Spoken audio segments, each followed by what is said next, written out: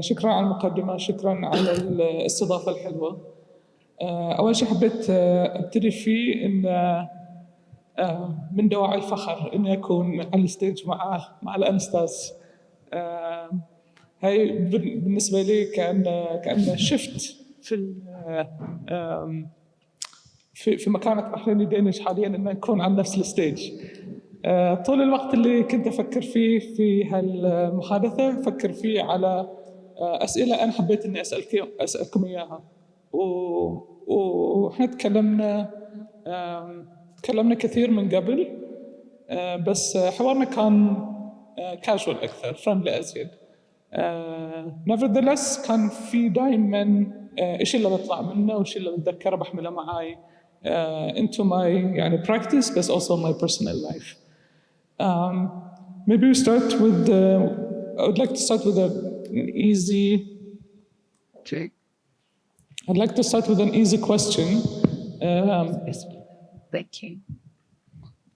In bahraini-Danish, it's already in our name. No, it's Bahraini and Danish. And from the beginning, we thought of ourselves as an international practice. We never really thought that we start locally and then step by step make it internationally. From the beginning, it was small in Europe and small in Bahrain and the region, and gradually we started to pick up a base in both locations. I would say we're starting, almost as two different offices, growing slowly from the beginning.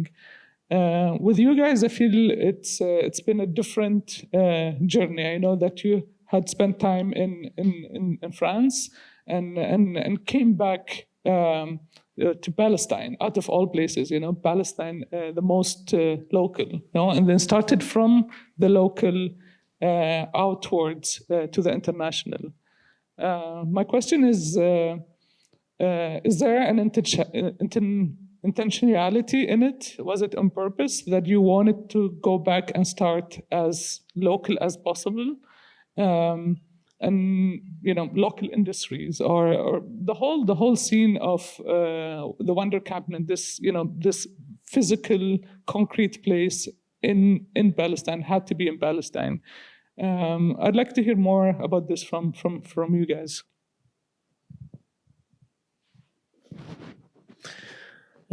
Thank you. It's a huge honor for us to share this, and it's an amazing format, and thank you for inviting us. It's really an interesting format because for the first time we're preparing a lecture where we are thinking of the work of someone else, which is super interesting, and it's also super liberating to not have, although we were questioning ourselves if we are sharing some slides today, so it's also liberating to just speak about the work free from imagery and free from anything else.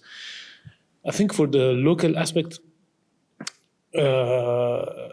there's something we often speak about our work under the title of global provincialism, because we've often been categorized in the way we work, whether in this part of the world or in Palestine or elsewhere, in a way that is very affiliated to a form of nostalgia or romanticizing a certain lexicon or a way of doing things. Yeah. And for us, it was architecture is really rooted in the way you look at specific techniques or techniques that were profoundly rooted in a very specific geography and then traveled to other places. And so we started really being interested in this idea of transmission of knowledge that is not clustered in a very specific geography. Right. To illustrate that, for example, we kind of navigate this through the practice of architecture, but also through the radio.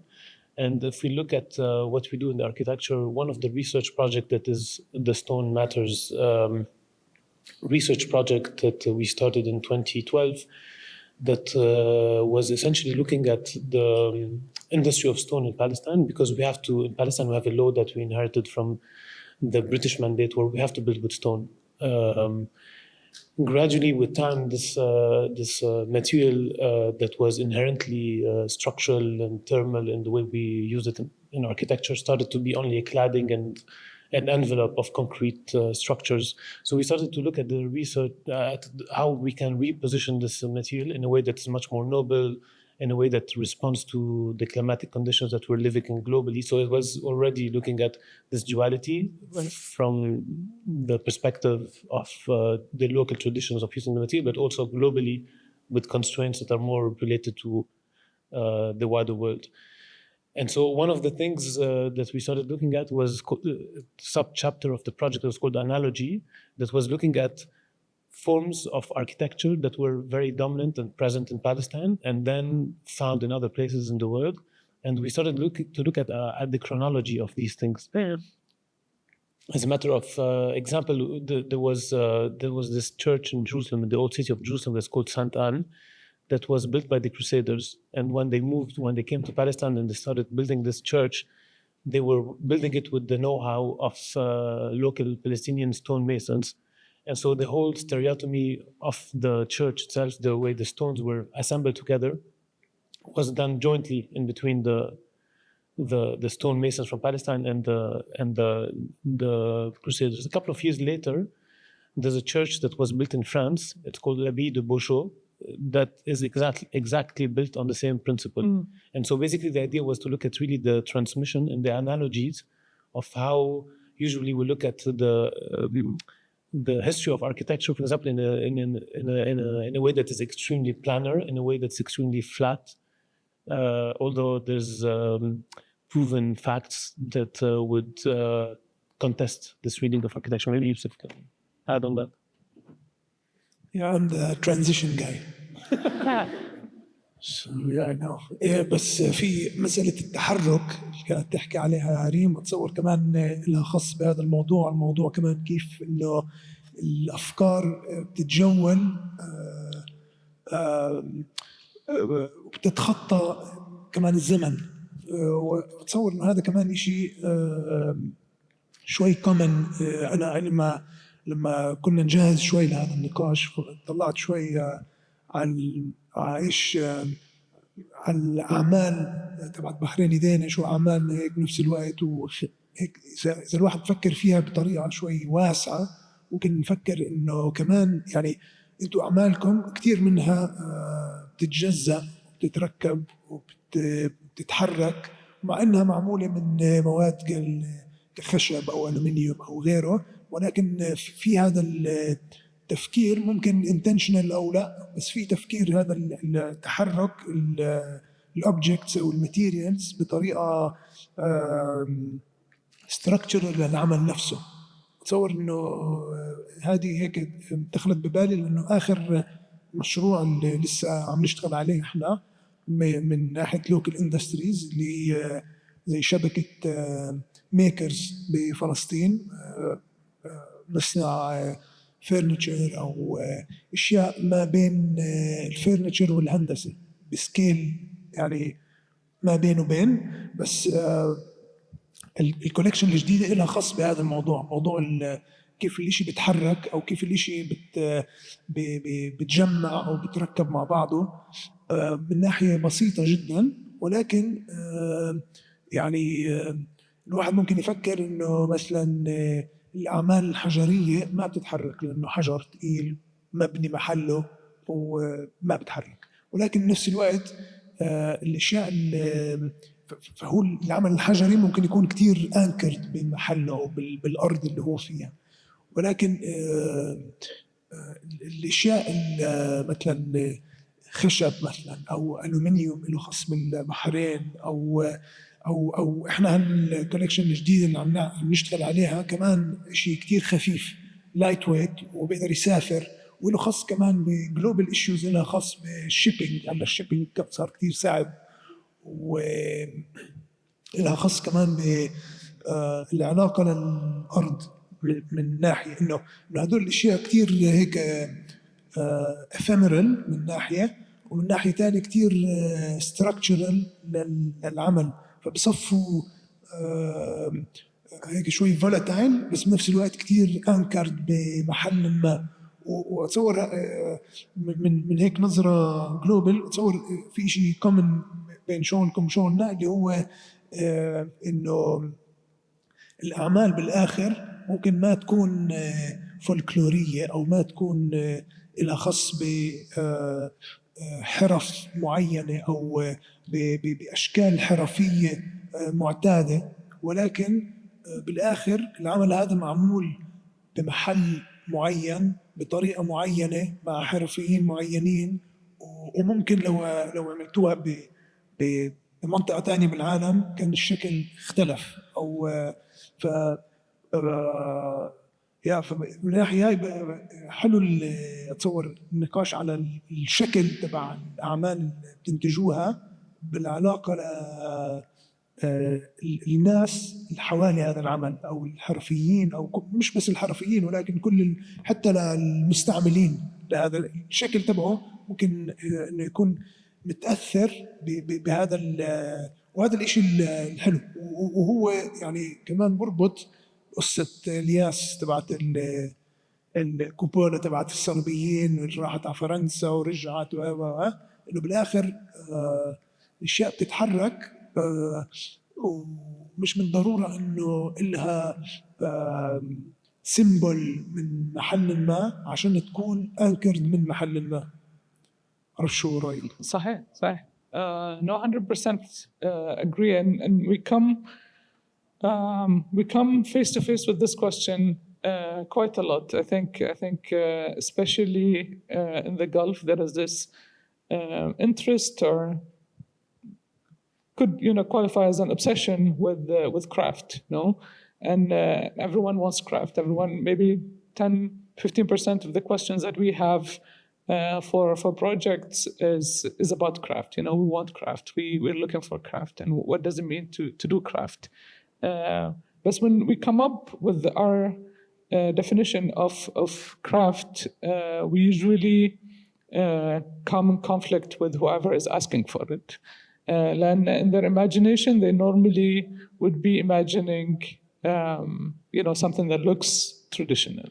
If it doesn't matter if we made it in China, if we made it in Italy, if it looks, Bahraini traditional, then it's craft. And we come across a lot of examples of this happening. If you want to design a monument or design a something symbolic outside of functionality, it has to have those motives. Like where is the boat? Where is the the decoration that we are used to seeing?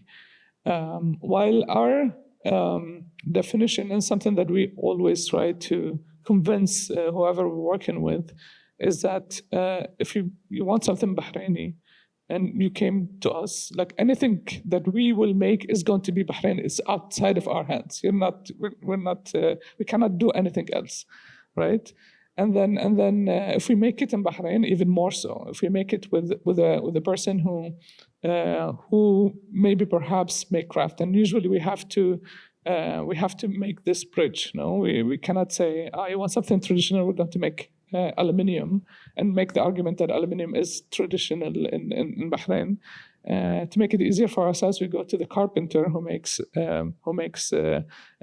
dhows and boats, and say, look, we like what you make, we like the skills that you have, but we want to make something completely different. And most of the times, majority of the times, this flies. If we use wood that doesn't come from Bahrain, if we use techniques and tools that don't come from Bahrain, but they are the tools and material that have been embedded in the collective, let's say, collective memory as traditional. So I think things have been moving for a really long time. The history of civilization is based on movement, and it's not going to stop. And to look at craft or tradition as one moment of time is short-sighted. Actually, we were just discussing this with Yusuf this afternoon while looking at your work, and there's something that is extremely powerful in the different biennales and exhibitions and fairs that you guys took part in, where it was most of the time you come up with a language that is extremely functional. So you're responding with objects that are domestic objects or non-domestic, but objects that can easily be attributed to private spaces or public spaces. Something that we lost in our part of the world. We always, for example, look at, if you know Elias Liman, the Palestinian director, and there's one scene of one of his latest films, I think it's The Time That Remains. The opening scene of the film is a Palestinian traditional house from the 50s that it was taken in the dining room of the house. It was a dining room that was all set with the cutlery and the tablecloth, etc. And all the details that were part of the scene, the architectural details of this scene, were extremely rich and were extremely local in the way they were produced. Objects that are part of a certain culture that were resonating with the times of the 50s, for example, and something that we lost today. So I was wondering, how do you see, for example, the objects that you've been developing with the connection with the makers in Bahrain, using the materials that are available? How can we imagine a strategy or a system that would allow us to regain the time that we lost in trying to reposition objects of value in our domestic spaces and encompassing this idea of globalization that erased this relationship that we had with our spaces? Yeah. I think the whole idea of bahraini-Danish, or at least especially in the beginning, now we don't think about it as much anymore. But we spoke a lot about it, and speaking and conversing and discussing between our personalities, but also our cultures has been a really big part of bahraini-Danish. So if we're presenting what we have been making, what we have been producing, what we have been sharing with the world, I think a big part of it is just for ourselves, that we have these conversations, that we have these talks. And this question came up a lot when we were first starting to do work that we initiated ourselves. And there is this appreciation, I would say, or a bigger appreciation in the Danish culture for people to have objects of value in their homes or in their lives. It doesn't matter if you are a designer, if you're interested in design, if you're a collector, even for everyday people, could be in, for example, the parents of Christian. One of them works in healthcare, and one of them works in transportation. Very, very far from anything design, anything art, but they would still make small place in their homes, in their lives, to have these elements. And if we compare it to our culture, it's not exactly the matter or the object that we care about. Especially, I think in Bahrain, maybe objects of sentimental value would have a certain place, and collection or having valuable objects in your daily life is an elite thing. It's something that only if you have reached a certain point in open-mindedness or traveling or whatever that you have accumulated, have collected this idea from somewhere else. So we always thought it would be interesting to start to import this idea and actually do also the opposite, to do objects that have very little value, that are purely functional. They don't get, as much featuring. Exhibitions don't really want them all the time, but it's something that we still do, and we try to bring these objects to Denmark as a sort of exchange, right? One example is an ongoing project. It's early on when we were looking for people to collaborate with. We would go a lot to small workshops in Bahrain. Usually there'd be, I don't know, like the 5 by 5 meter, single shutter space that have, basic tools to weld or do carpentry or do fiberglass or do whatever. And one of the things that we have noticed is that each majority South Asian workers, very, very, very rarely skilled labor. Someone who had picked up, one way to do things, and they'd set up a shop to do it. And often we'd find in these shops that they would work on the floor most of the time. They would rarely ever have a workbench. They would work on the floor, and off the floor they would put a small stool, and to sit on to make it a little bit more comfortable. And we became obsessed with these stools because every shop we would go to, the stool is made out of the easiest thing, the closest thing to them. If we go to a welder, he had welding, a couple of pipes, a sheet, and look super heavy in material, but this is the thing that he had access to. Or if you go to a carpenter, obviously they would have wood, but made out of scrap wood, not even nicely made. No, it's something that they could make nicely, and they make our stools very nicely for us. But when it comes to them, it's this very low cost thing that we use. It's something that we use, so we don't have to worry about how nice it is, because it's going to exist anyways, and something to be nice, it has to have almost no functionality. It has to be presentable. It has to be nice.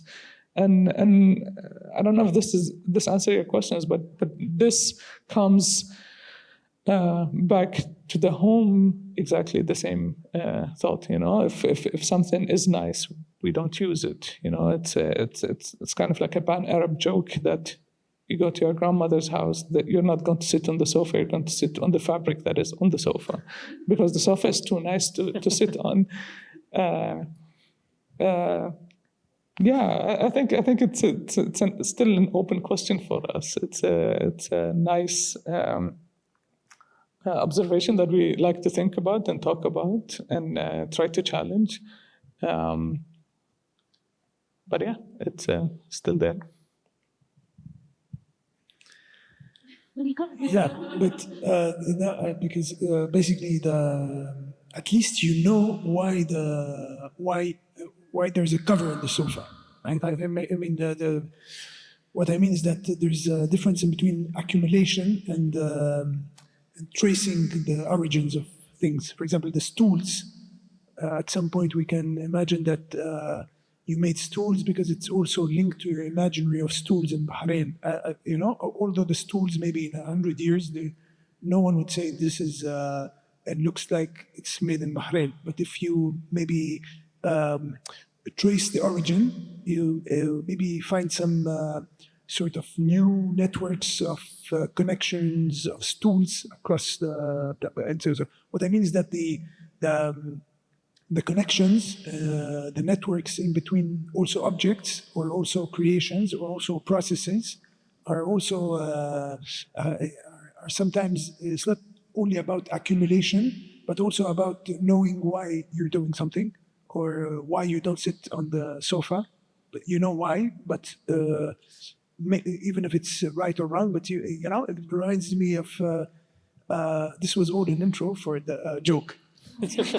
So there are two monkeys in a room, okay? And there's a ladder and a banana. And the two monkeys try to get the banana. But every time they go for the banana, they get showered, cold water, so they don't get the banana. They go again, they get showered. They go again, they get showered. And then they don't get the banana anymore. So then they remove one of the two monkeys out of the room and they put a new monkey. And the new monkey doesn't know the showering thing. So he goes for the banana. But when he wants to climb on the ladder to get the banana, the first monkey beats him up because he doesn't want to get showered. So he beats him up. The second time he beats him up, he beats him up. So second monkey doesn't go to get the banana, but he doesn't know why he doesn't go for the banana. And then they remove the first monkey that knows the story of the shower and why you go, and they put a new monkey. And the new monkey goes for the banana, he gets beaten up by the second monkey that doesn't even know why he's not getting the banana. And then we create a new generation of people that don't go for the banana, but no one knows why they don't go for the banana. And I think it's really linked to your work. Linked to this difference in between accumulation and knowing a bit the traces, and the traces of sometimes the traces are not evident, or sometimes the traces of things need to be experimented. I don't know. For example, sometimes you need to experiment with so the trace of an object is also experimenting it in a space. Maybe the stool is not only a stool, but in a space it becomes something else. Or maybe the thing you did in Al-Ala. So for me is also the object doesn't make sense if it's not in an environment. No? So it it's a bit like the do nothing machine of the Eames, where it's a machine with the solar power and some how do you call it?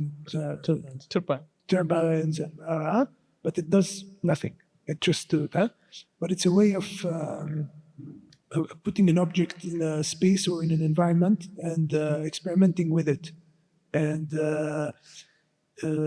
sometimes I feel that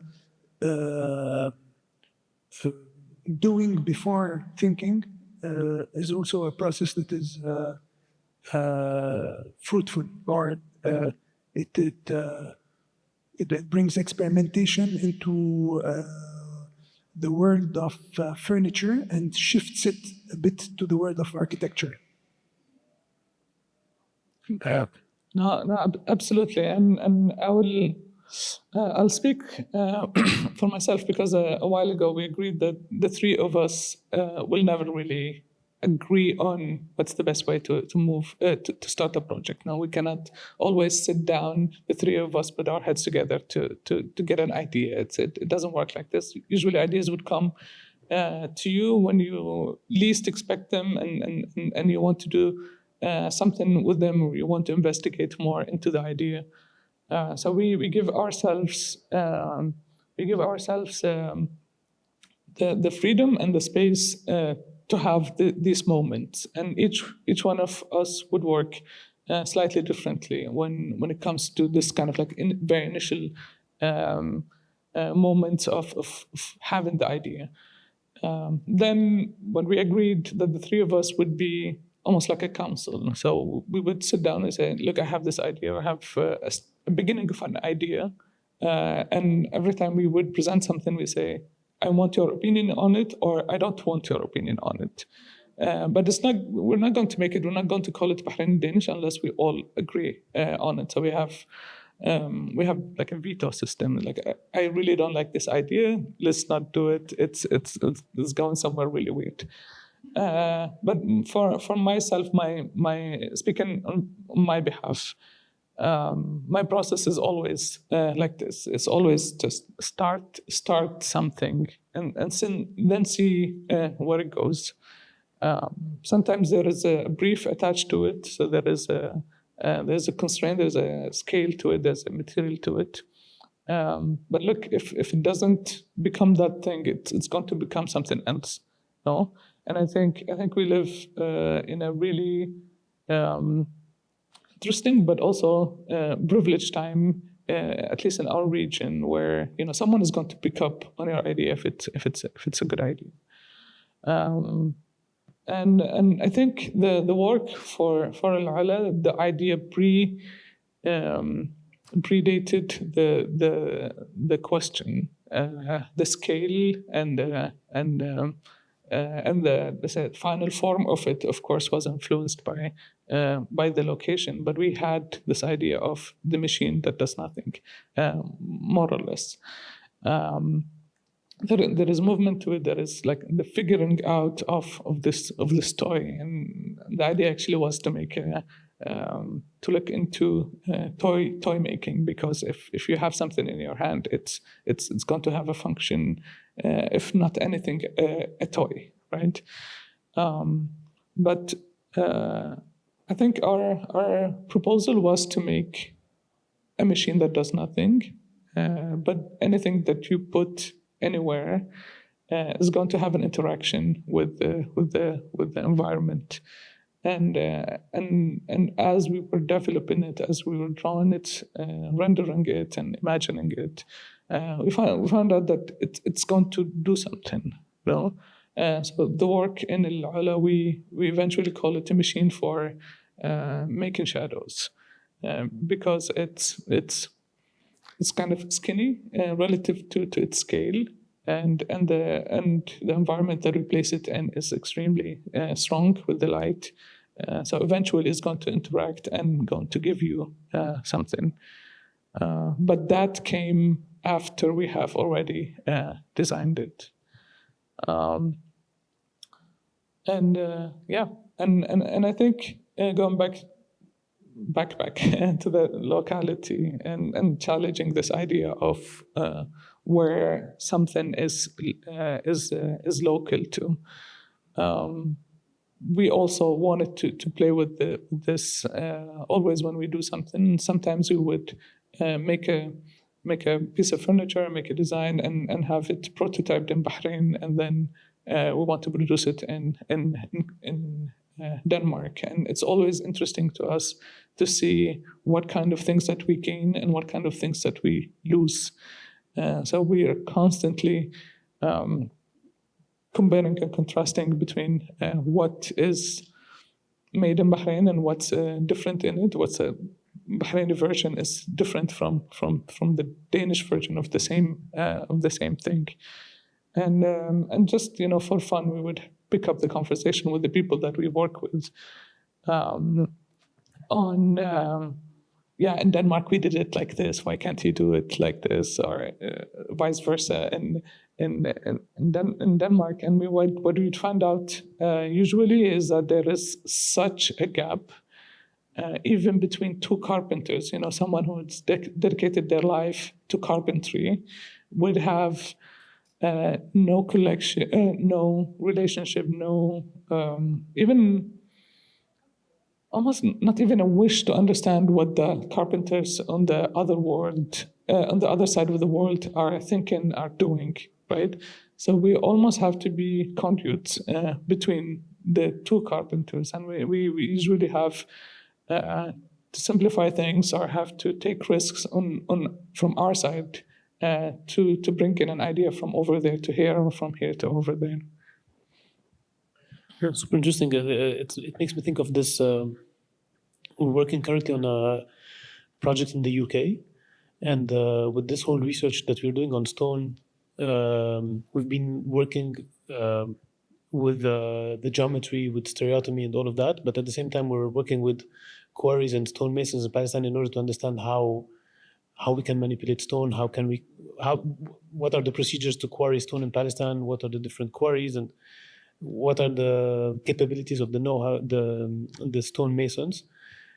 And so we reached this moment where we're detailed design phase for this project, and we started speaking with stonemasons in the UK, and suddenly they started sending us messages saying, we have regulations in the UK, stonemason cannot carry more than 15 kilograms of a block of stone. So yeah, it's super interesting to look at how things that emanate from the same principles or the same materials or the same logic then can get influenced because of constraints that sometimes do not make any sense. 15 kilograms you cannot exceed 15 kilograms, for example. Just coming back to your work, I mean, there was something that was super interesting while looking at your drawings, because there's a lot of work that you've been engaged in that is the scale of furniture. But the way it's drawn or the way it's presented, even prototypes that we were looking at, is always very abstract in terms of scale. And if you look at these drawings that are only line drawings of top view of certain objects, are looking almost like side plans of architecture. And I'm really interested to hear more about this idea of scale and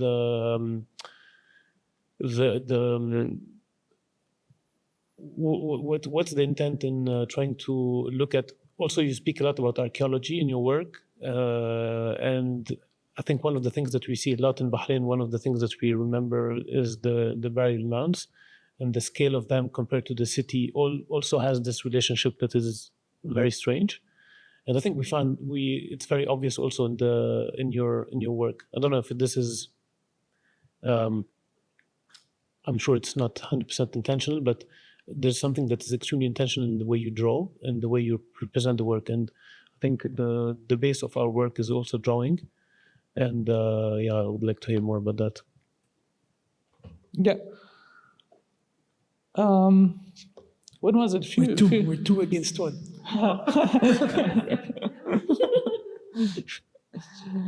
I also always take long pauses to think about things, even over dinner. You know, it's not the stage that is taking me too long to speak. When was it? 2022. Positive encounters. In 23, we received a grant to make a book, and it's always been on our agenda. There's this one time that we thought it would be nice to sit down and kind of like write down what did we want to do next, you know. Bahraini-Danish has always been a very big question, you know, before to other people, to ourselves. What is it exactly? What are we doing here? Are we architects? Are we starting an office? Are we doing furniture? Are we selling furniture? Are we mass producing? You know, there are a lot of different paths that kind of pre-drawn for you as a designer starting up. And you have to pick one and run with it, which a lot of people do, and they're successful in it, and it's great. But it's something that I actually have wrote a question I don't think we will get the time to get to, is what actually are we doing, right? Us and you. And one of the things that we had written down is that we wanted to make a book. Why, how, for what, we really didn't know. We just said it would be nice to make a book, and we'll figure it out later on. So there was this chance to apply for a grant, and we applied for a grant to make a book, and we said, look, we make furniture, we make installations, we make this kind of things, and we have an eye and interest in objects, and we're between two cultures. And I think to make a proposal is always easy. To catch up with the proposal is always the difficult question. So we made this proposal, and to our surprise, we got the grant to make a book. So we sat down and we said, okay, so now what's the book is going to be about? We have this money now to make a book, but we don't know what the book is going to be about. And I remember very clearly, because Christian brought this question. It's like, guys, we don't know what we are before we start making a book that we don't know what we're making the book about. So maybe let's have, you know, the first couple of meetings just discussing what Bahraini-Danish is. If we're going to publish something, it has to reflect on what we do, you know, what services do we do, and we ended up, meeting after the other, still discussing what Bahraini-Danish is, and we wanted that eventually led up to the book being about the question what bahraini-Danish is. We called it Positive Encounters, and because we thought it summarized quite well what we were trying to look at. In the beginning, it was encounters, but then we weren't sure if encounters could summarize it closely enough. So we said positive encounters, because every two things that you have that are put together, eventually you could get a positive or a negative results out of it. And in this book and this time that we were planning for the book, we came to the realization that we didn't want to be service providers. Bahraini-Danish still, Bahraini-Danish exists alongside other professional paths that we have for ourselves. I'm a practicing architect, Batul works within archaeology, within the government, Christian teaches, and we all have, already our jobs.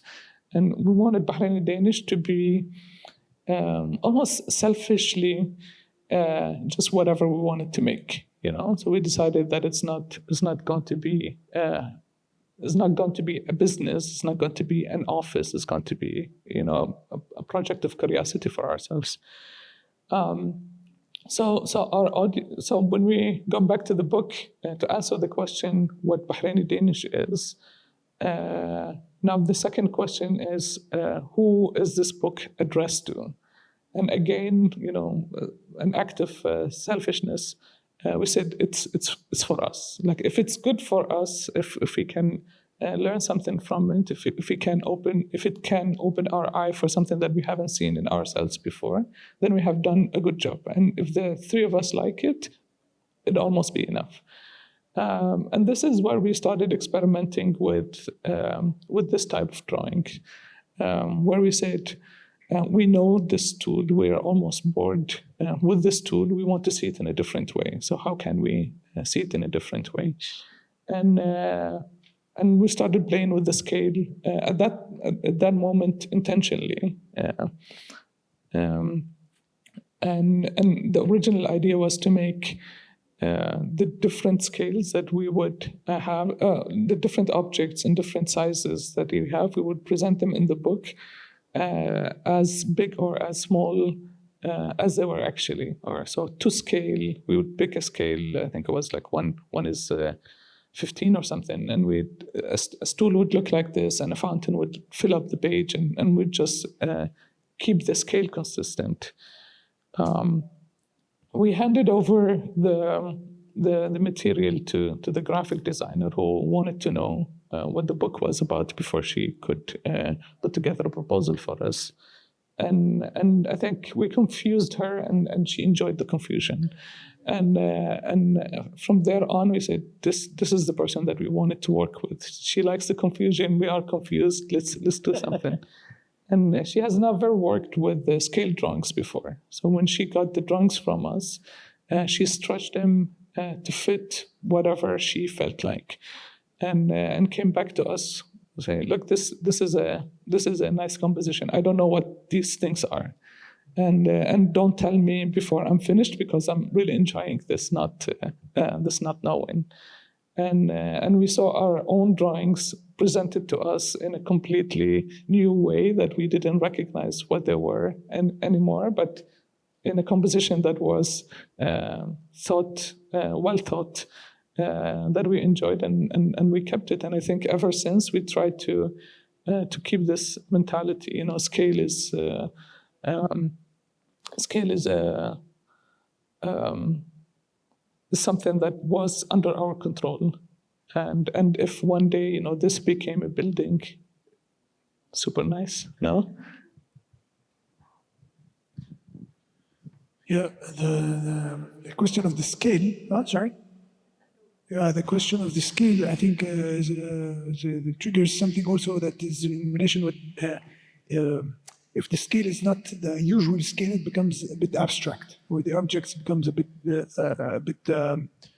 abstract, or a bit imaginary, or it becomes a bit, and it's also something that we've been digging into in relation with where we practice in Palestine. So in Palestine, the lands that are in the zones outside of the city or of each city are the zones that are threatened of expropriation, colonization, and blah, blah, blah. And so these lands, whenever you have a land that is threatened, there are journalists that do reports, and then NGOs and activists, blah, blah, blah, and they document this piece of land or this part of the land that is going to be expropriated. And with accumulation, with time, it becomes sort of an over-documenting something that becomes a bit a projection of what other people want to see from Palestine. They want to see things, and then becomes documentary that documents nothing. Or it becomes not nothing, but it becomes flat. It's essential, but at the same time it's completely flat because it's over-documenting and not leaving room for fiction. And I think that the question of the scale is also related to this fictionalizing the process of architecture. And maybe it brings a new way of thinking of spaces or thinking of building objects or buildings in a way that is also taking into account the imaginary of space. When you were saying that she looked at the editor or the publisher and who she was, the graphic designer, she was looking at the drawings, not really knowing what they were, but she related in some way. It's very enriching to see that there is a sort of that the drawings evoke a sort of a right to fiction. You're also allowed to imagine something that is not real, but enhances your relationship with the drawing or with the land or with anything else. So the right to fiction is also something that is more and more denied in Palestine very much, but also if we look at the global practices, it's very much denied. Everything is based on data with the parametric architecture. Everything it became an excuse for not deciding yourself. You know, how did you do this? Because the parameter is like this. That's it. And then there's no fiction into it. There's no there isn't that question of the scale that is impossible to for data to understand. Nuance, right? Yeah, absolutely. And I think it's also at some point it becomes extremely difficult to convince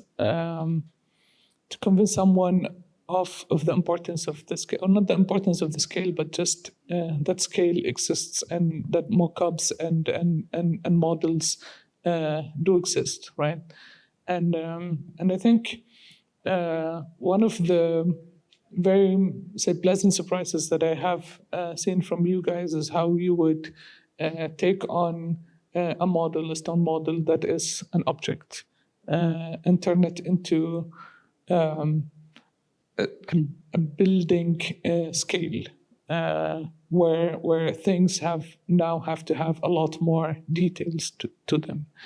But also you get to a point where so, for example, the stone table and the work in the Venice Biennale, if it's this high as a table, if we make it a bit longer, it's a pavilion.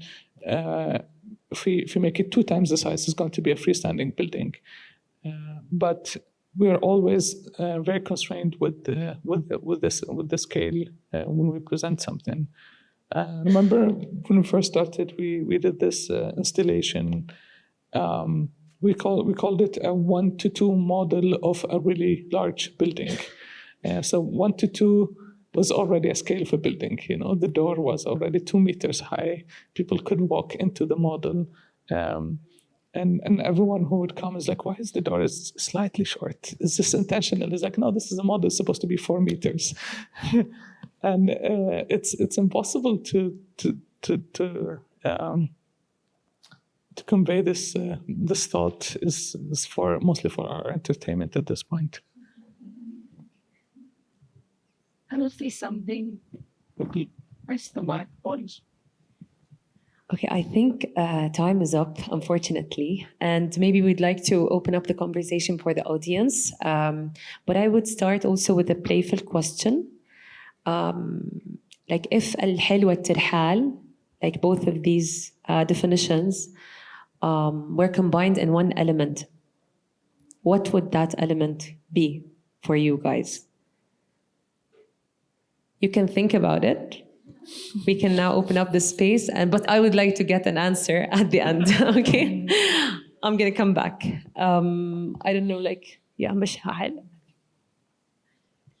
Thank you, Reem, for that question. I think we all need to answer it at the end. Sorry, so here. No worries, no worries. We're just making side conversations. Well, thank you for the talk. I think it was so beautiful to kind of like witness like great minds in conversation also. My question is I think I'm really going to take home the right to fictionalize. It's such a beautiful way of thinking about how our practices can also be defiant and breathe their own life into play. And I mean, specifically, I think for you both, Yusuf and Ilyas, in terms of, you know, being polymaths in, you know, working with Wonder Cabinet and Rajal Hara and also as architects, how does that come about? Do you birth a new container before the project? Does the project come before the container? And are there many more Russian dolls for you guys in terms of containers to create more work?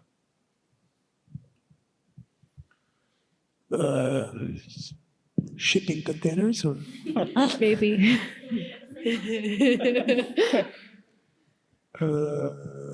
no, I think I don't know. I think it's more like a necessity. For example, the Wonder Cabinet is a cultural platform, essentially based on experimental productions in very different fields that go from welding to sound, to cooking, to many things that have in common that they're experimental a bit in the production.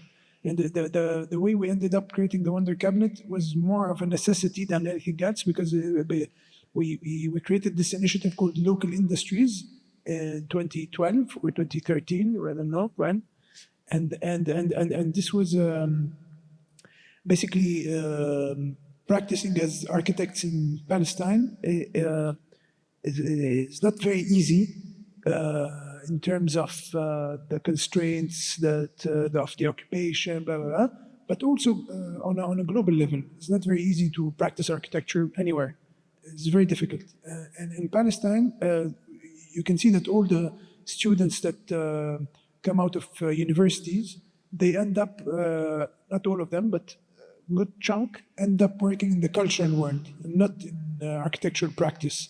Also because the architectural practice is not only saturated, but it's also it became very much based on real estate, and there's also this tendency of building very quickly in order to save lands from being expropriated, because once you build something on a land, it's more difficult for it to be expropriated than if it's empty.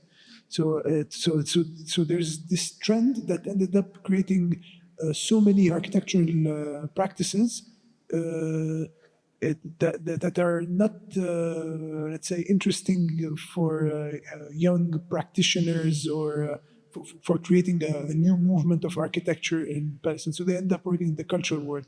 And when we created Local Industries, it was this relation with makers around the city to produce furniture for a specific project we were working on, etc. And this relation with other people, with people outside of the realm of architecture, was very enriching, but also a necessity to continue practicing architecture in a way that becomes sometimes not architecture. So the Wonder Cabinet is that. It's also a place where we're allowed to say that we're doing architecture, but in fact it's not architecture at all. But it's also a bit of architecture, and it's also a place where we can produce stuff in Palestine that sometimes can speak to other places. So it's doing something that is, that's what we were saying in the beginning, that is very much linked to a very local context in terms of the material you use, the people with which you work, blah, blah, blah, but that also has a global resonance. And this is, I think, for us very important, because if we start producing, once we, for example, some guy came to the office and he wanted to buy chairs. We produce chairs. And he said, do you have a chair with the colors of Palestine? And for us, it was a bit weird. So we said, no, why? We said, but you can take one chair red, one white, one. And no, but this idea of, this idea of cornering us into a place where we have to, by force, produce something that is related to the situation in which we are, is not comfortable, but is also not productive, because it disqualifies us on a global level. We become labeled or categorized, and there's much more to say. There's much more to produce from Palestine, and not only look at Palestine from somewhere else.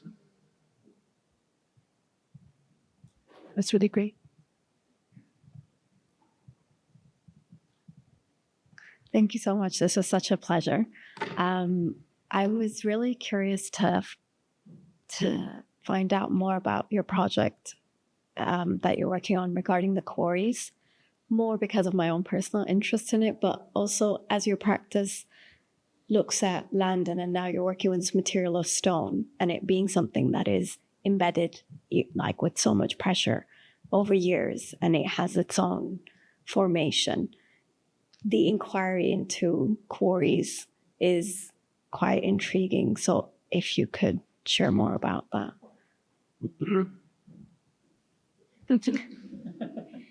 About queries?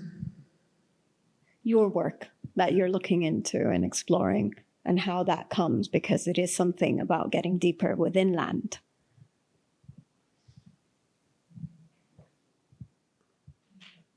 This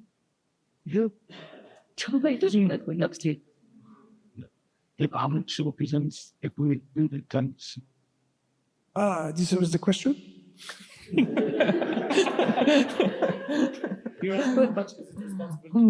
Or not? Is it related to? No. No, it's about your interest into what led you there and how you're right. Because like for quarries in Palestine, and there's a lot in history, in security, lots of different words that come from there. And it's contested to a certain extent as well. But your interest into like working with that and then having overlaps with the UK, it comes from a place of inquiry into that environment. If it doesn't, it's fine as well. No. I do a very okay. The interest in stone construction was initially sort of a reaction, because the Yas was saying at the beginning, there's a law that we inherited from the British Mandate, 1918. It's a bylaw that says that all buildings have to be built out of stone.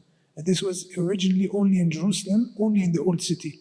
And then a few years later, it extended outside of the Old City. And then what happened is that everything that wasn't built out of stone was considered out of Jerusalem. So the law on stone became de facto a sort of a territorial political law. Also, it changed the demography of Jerusalem because entire areas that weren't built out of stone, completely part of Jerusalem, were considered out of Jerusalem. And it kind of, the law that was initially on the material itself became something that is much more than architectural. And today, this law is still applied, in practically all Palestinian cities, and it's a law. So if you present a construction permit, there's no stone, you don't get the construction permit. And it was a reaction to that because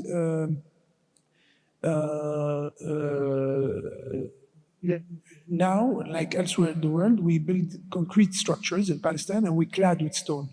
And we were looking at this in a really paradoxical way, because the entire city is built out of stone, which is crazy, an entire city built out of stone. But at the same time, the city is completely monotonous in a way. If you zoom out, all the buildings that you see are the same, more or less, because there's only one building technique, concrete structures clad with stone. And with time, it became only the same building everywhere, blah, blah, blah, blah. So there was a bit of a reaction to that, to how we went from walls that were 60, 80 centimeters thick, that were also regulating the climate, that were also structural, that were also implying a certain kind of plaster inside with natural materials and stuff like that, to 2 or 3 centimeters of cladding on concrete structures that loses the interest in stone, and specifically the stone from Palestine, because it's mainly limestone, but it's limestone that's very hard. So it has properties that can be used for structural purposes. So, and we have a lot of stone quarries, to the point that we always say this, but at every point in the territory, you're at most at 50 kilometers away from the closest stone quarry. So it's very accessible, and it's and there's a lot of stone, and then any stone that you use is also structurally relevant, and everyone knows a bit about stone. There's a know-how that is there. That is so it was a bit of a reaction to that, and to how to use stone, structural stone, in contemporary architecture, which is something that is not widespread today. If you look at regulations and codes of structural engineering and blah, blah, blah, the chapter on masonry is really small, and it's about building a masonry wall. There's no slabs, there's nothing about stone. So it's the idea of working on stone and on the relation. I mean, it's a very long topic, but it's also about labor and stone masons, and yeah, it's a very long thing too.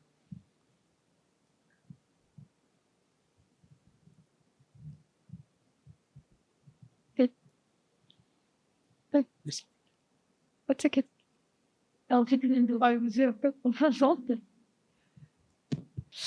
Thank you for sharing these beautiful stories. My question is a little bit to that, and with one word in mind, which is value.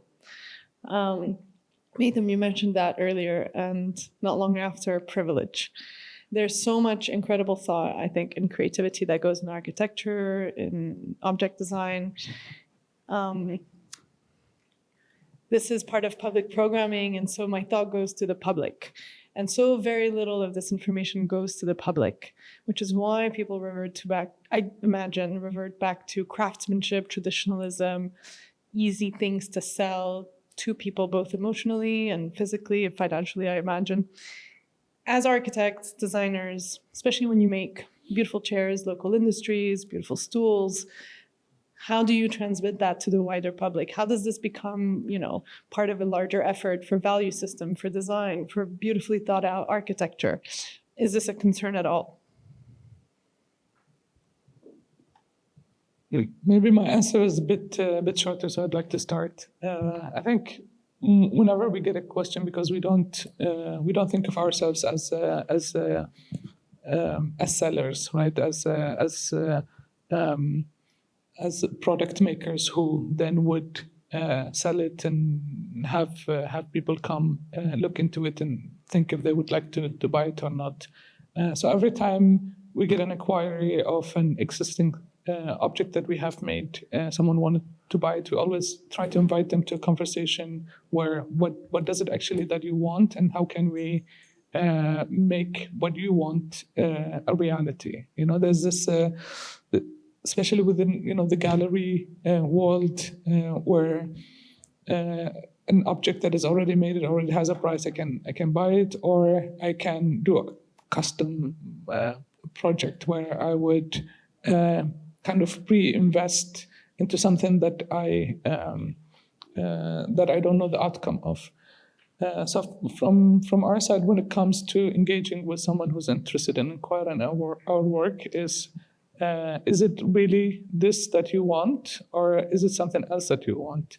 And how can we take whatever you have in mind and do something with it? And sometimes we end up with something, an object, perfectly fitted for them. And sometimes they say, no, actually at the end, I only wanted this, and this is what they get. Maybe I would add just, for us, the interest with the product design started, as you were saying, in 2012. We were working out of Paris, and we won a competition to build a music school in Palestine. And the architecture of the building was very anonymous, because what happened in Palestine during the last 70 years is any form of architecture nowadays is linked to territory, it's linked to a master plan, it's linked to a city, etc. In Palestine, we don't have this because the territorial configuration of Palestine is not recognized. Basically, we don't recognize our borders, so we do not have any master plan. So we end up with an architecture that is an architecture of objects that are completely disconnected. So we don't have any relationships. So we decided to put all the effort in that building to design a building that is trying to reconnect with whatever is around it, its surroundings, the street, the other buildings that are part of the urban fabric. And so the furniture was very important in that building, because it was whatever was placed in that building was shaping the architecture of it. And so we reached the last moment of the construction, and we got a phone call from the director of the conservatory telling us, because of the fluctuation of the currency, basically, the budget that they had for furniture is gone, and we had to find an alternative for the furniture, either bringing the old furniture that they had in the previous school, and so we decided to work with all the artisans that were building the building to develop furniture that would fit into the very little money they had for this furniture. And basically it turned to be the most interesting part of the building, not only because we enjoyed it a lot, but also because the collection was really, we turned the construction site into this experimental site of production. All the furniture was produced on site. And so it was also powered by this relationship that was taking place in between us and the artisans and the makers. And later, after this building, we decided that this became very central in our work, and we decided that we want to maintain this network and have it grow into not only people that have the knowledge of bending steel tubes and doing welding and doing wooden joinery, but also people that are coming from other realms. That's why we also Wonder Cabinet came into the equation. And so we found this amazing factory in Bethlehem that dates from 1954, that used to be a factory for a period of 25 years that used to produce exclusively steel beds for the Jordanian army. And in 1967, the borders were totally cut, and they couldn't export anymore the beds into Jordan, so they started producing all kinds of furniture for schools, universities. And in 2004, the apartheid wall comes into Bethlehem, cuts the factory from the main road, penetrates into the property of the factory, and cuts its land into two parts. Very tragic story. The factory used to employ 120 workers at that time, and the owner decides just to shut down the factory and immigrate to the US. So we found this factory, and we reached out to the owner that was in the US and asked him if we can have access to the factory. And we started employing some of the people that used to work in the factory back in 2004. So the whole collection was the aesthetics of it was referring to the machinery and the know-how that was already dominant in this place. So the idea, all that to say, is that the language that was used, the design language that we were using, was already there somehow. So we were not parachuting a new lexicon that was kind of imposed, but it's coming out of the place. Just realized that, Yeah. yeah. Sorry, I just realized that we have a translator. Thank you. Now we can use complicated words. That's getting so eased up. Yes.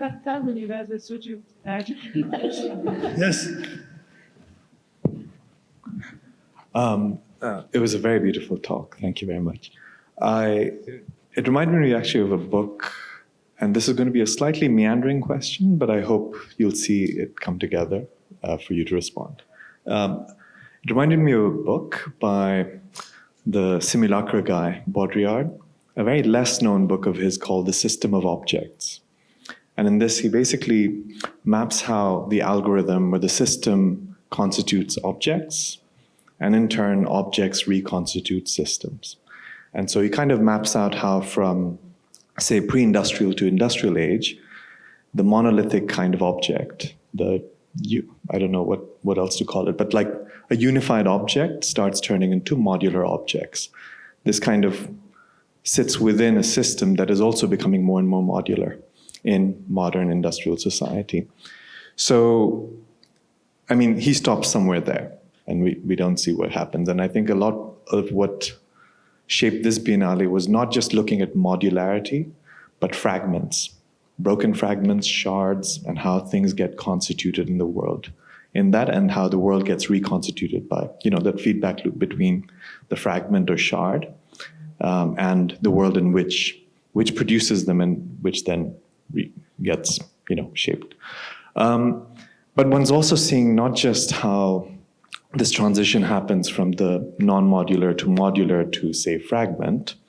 One also sees the ways or systems of labor in their production. So my question's in two parts. One, you can see that from the author, there's an emphasis on collectives, and you both work as kind of collectives.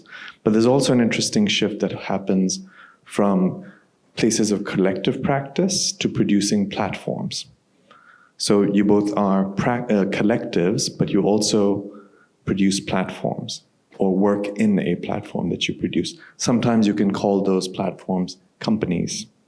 And a lot of times collectives nowadays do operate through companies. So you can see some of these shifts at play. And I wanted to ask both of you, I know it's a very short forum to ask this, but how do you see the present system of objects? How would you characterize it from the non-modular to the modular? I'm seeing it as a shift from the modular to the fragment, but maybe you see it differently, and how that kind of also shapes when you see yourself practicing between the collective and the platform. Does that make sense? I don't know. Like, how do you see your practice in light of the shifts that we are part of now, that are not only the objects? Yes, exactly. I'm speaking too loudly? No. Okay. He needs a translator. Oh yeah, it was to pick up on your cue. That's complicated for him. So how do you see this, the system in which you find yourselves working now, both in terms of the objects you produce, as well as the very system within which you produce them? That is the collective / platform or something else altogether.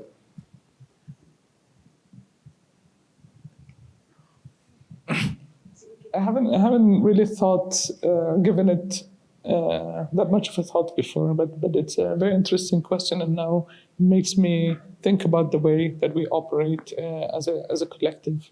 And I think we try different ways all the time, but the one way that we are mostly comfortable about,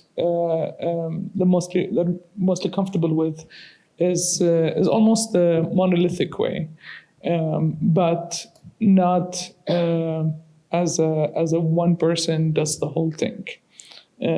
Because let's say if we take the stone furniture, the stone spaces that Anastas make, stone usually is kind of the image of monolith. Now you carve it out of stone and it's there.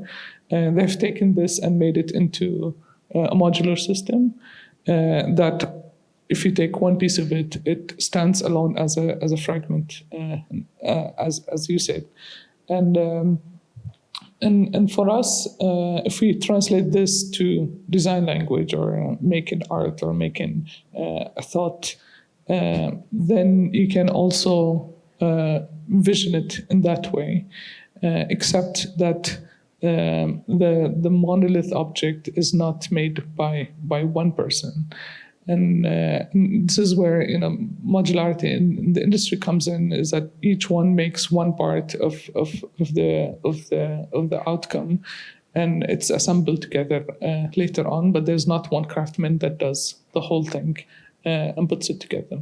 And I think in our scenario, in our case, it's we're still making metaphorically monolith objects, although most of the time they are modular. But we are exchanging the maker, we're exchanging the craft person. So if there is one way to tell if a project is successful or not, and we do have failed projects all the time, that if I can trust my idea with someone else from my collective, to keep on building on that thought. Sometimes it's just a thought, it's just a message on WhatsApp, it's just a reference image that comes up, and I trust the two of you to take it and make it complete. Then I think of it in your analogy as a monolith object that many people have made it. I don't know if it will fully answer, but one of the things that Yusuf mentioned before is our platform, that is part of the practice. So Wonder Cabinet came also as Michelle was asking this question: why are we have these different containers into which we work? We started from architecture, and then we started to be interested in making, and then we got locked with COVID, and with friends we started the radio, and the Wonder Cabinet became this also system that is trying to render the way we work, our practice, public. And the main intent of it is also to think of architecture not in a way that is only from a constructive and built lens, but also to see what would be the impact of having, for example, a sound artist think of architecture. Or so these fragments of that can assemble together can probably generate new responses to the city and to the way we can interact. I think for a very long period of time we've been segregating the different know-hows that are categorically placed in spectrums that are not unified. And this is something that we're very much interested in. We're basically starting a school. So the Wonder Cabinet the next chapter for our space is to become an experimental school of architecture and sound. So the first edition is bringing together these two things that are not often brought together, in order to maybe it won't lead to something. Maybe it won't lead to a new profession, but at least it would not categorize, for example, sound and architecture only as an acoustic performant space, but something maybe new.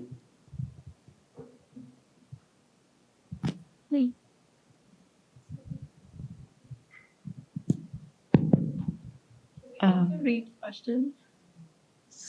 Yes, I do have a question here. It's just reading. Yes. Here, okay. Assalamu alaikum. Thank you very much for this informative session. I would like to ask, since we are talking about building otherwise, does that also apply to who gets to build? And how open is the field to people outside of architecture? Why do I ask this question? Because I studied at Columbia, but unfortunately not in GSAP.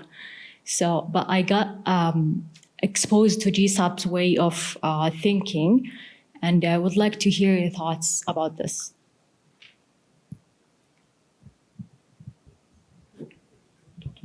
I missed the first.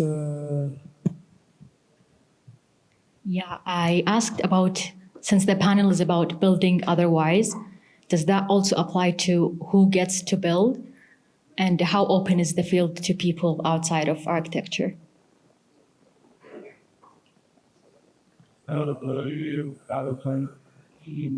Yes.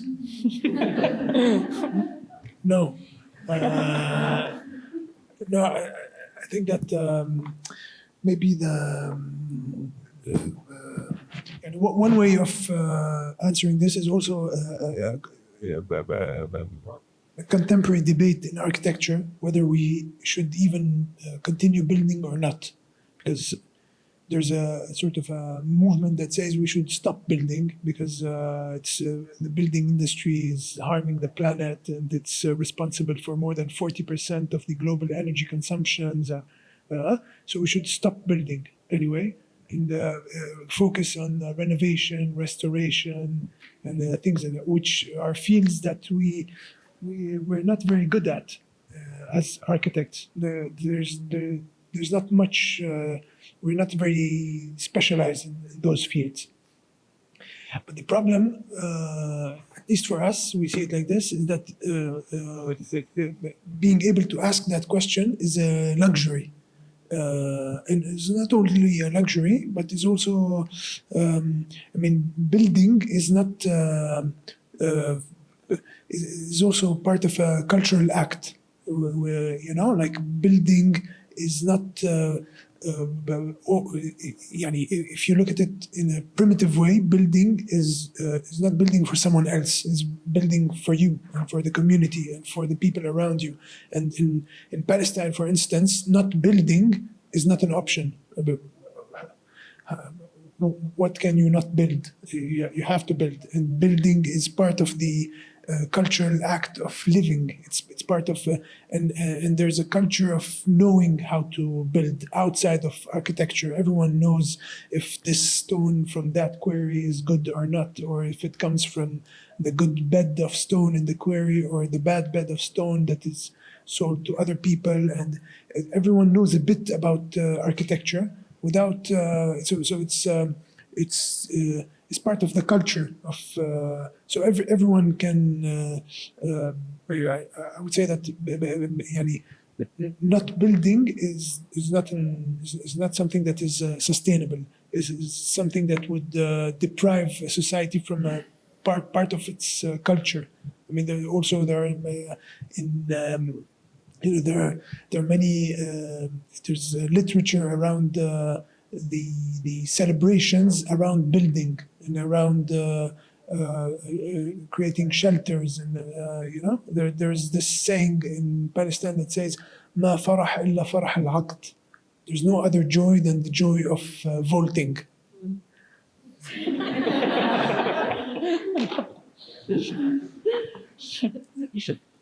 Yeah, it's related to the family and to the society, to the community, and.